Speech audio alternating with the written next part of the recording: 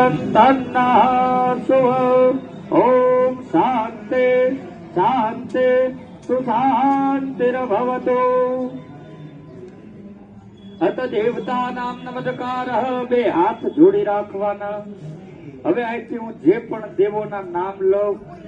જ્યાં નવ શબ્દ સંભળાય ત્યાં માથું નમાવીને પગે લાગતું જવાનું કેમ કે નમે એટલે સૌને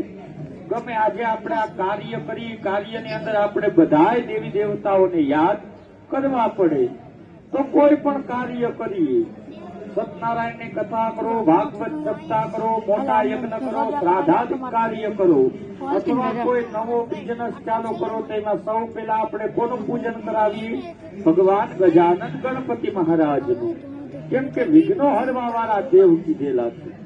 તો એવા ભગવાન ગજાનન ગણપતિ મહારાજને બધાએ પગે લાગી જવાનું શ્રીમન મહાગણાધીપતયે નમઃ